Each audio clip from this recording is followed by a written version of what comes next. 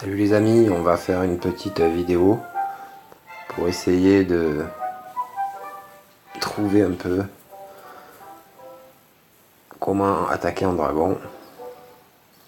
On va essayer de scinder en plusieurs étapes. Donc c'était en GDC 1. Donc la dernière GDC. J'avais demandé à Phoenix d'attaquer le 3. Voilà, qui est cette bataille. Donc apparemment on s'est pas bien compris. Je lui avais demandé, donc par rapport au petit point blanc, de lâcher ses héros ici pour essayer de faire péter cette anti-aérienne et de foudrer deux anti-aériennes et puis d'attaquer par ici avec des dragons et des ballons. Alors comment on peut analyser ce village en plusieurs fois? Premier truc qu'il faut faire, donc foudrer les anti-aériennes. La base de l'attaque dragon, c'est les ballons aussi qui sont derrière. Donc je vais essayer de foudrer les anti-aériennes qui sont le plus à l'intérieur.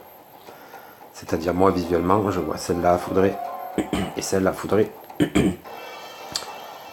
Sachant qu'aussi elle va faire péter ce souffleur-là qui va nous gêner pour attaquer de face. Donc, quand vous avez foudré ces deux côtés-là, vous lâchez votre roi ici. Vous attendez qu'il casse ce premier bâtiment.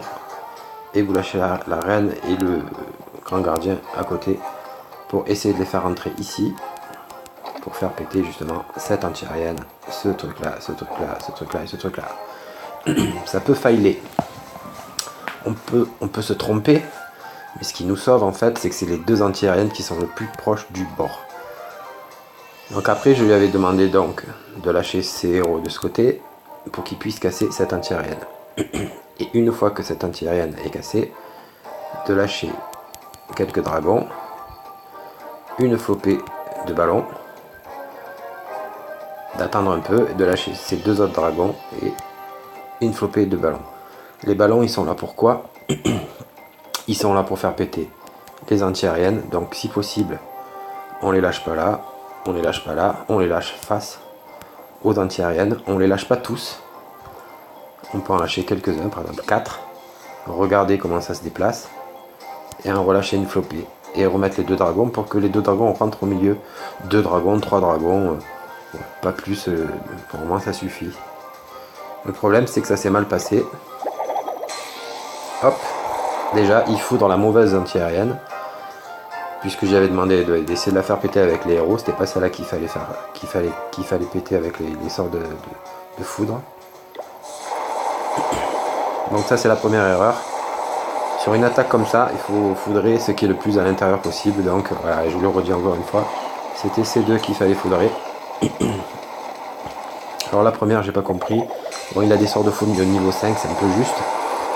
Ça s'est mal passé, heureusement qu'il avait un autre tremblement. Et puis la deuxième, ça s'est super bien passé. Encore une fois, l'attaque peut pas être bonne parce que les deux anti-aériennes se trouvent le plus loin possible. Trop éloignées. Et à la rigueur, je lui avais dit d'attaquer face aux deux anti-aériennes restantes.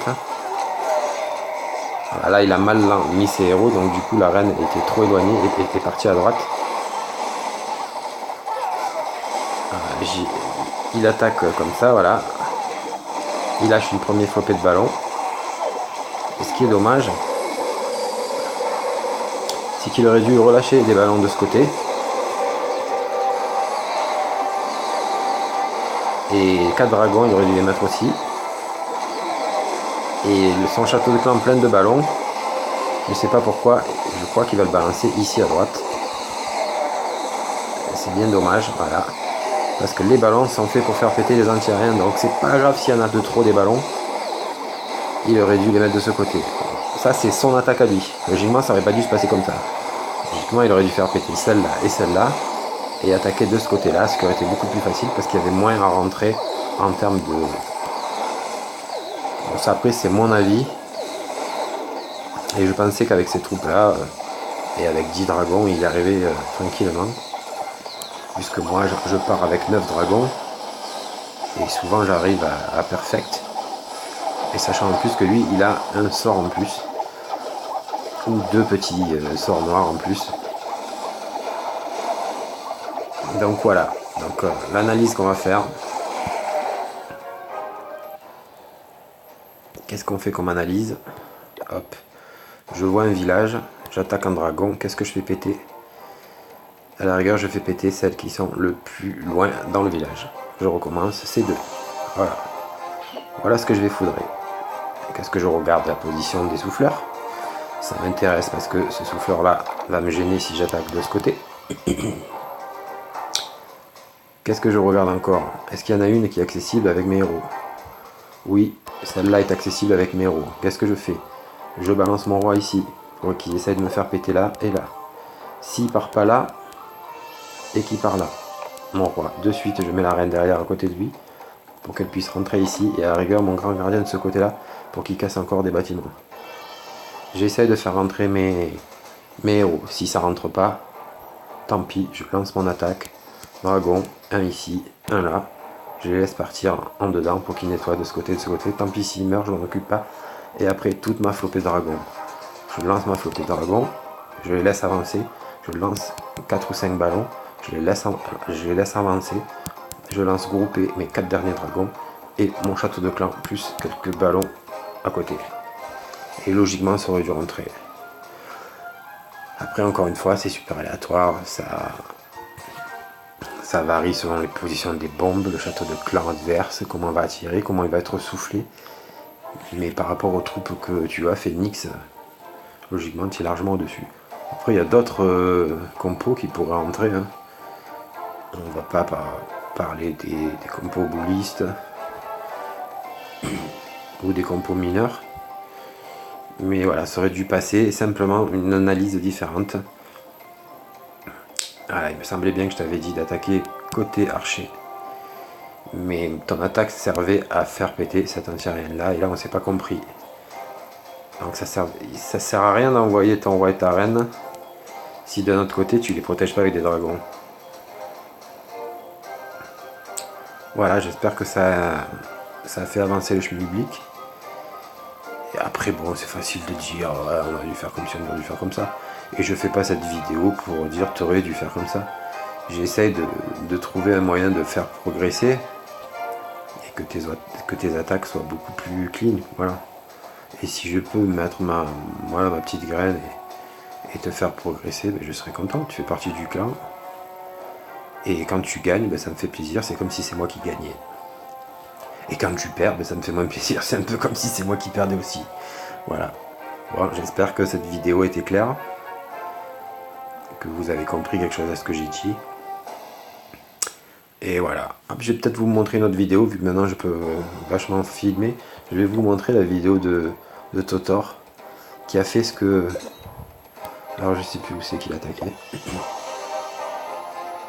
Victor, voilà. Top, pause.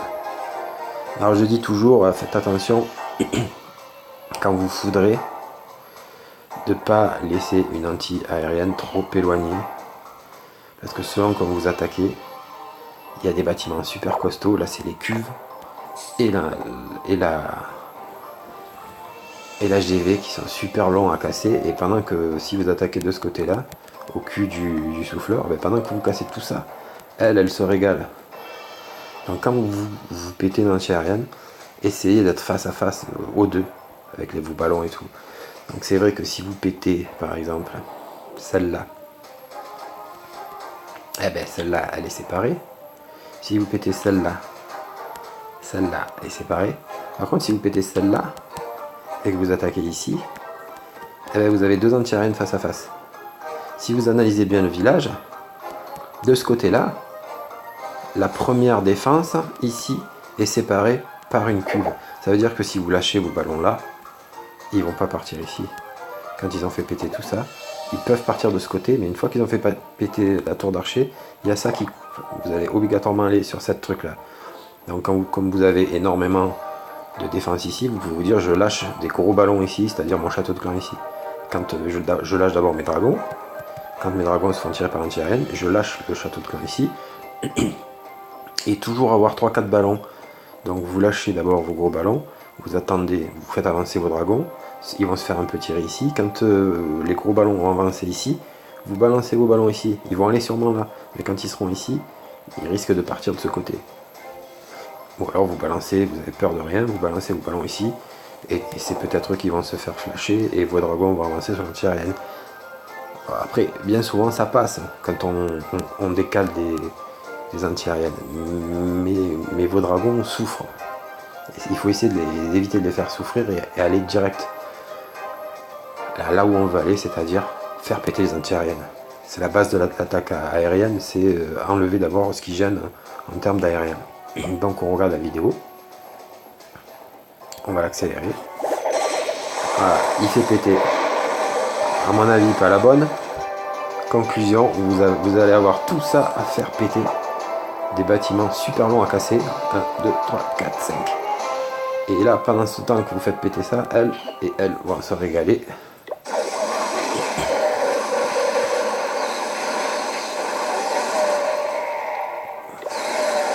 Voilà, ça avance sur les cuves.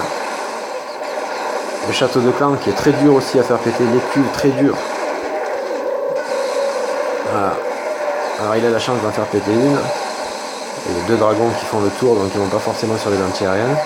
Voilà, celui qui arrive à la HDV qui est très long à faire péter, il meurt. Et voilà. Dommage. Voilà, je vais arrêter là. J'espère que cette vidéo vous a plu. Et à bientôt les swaggy.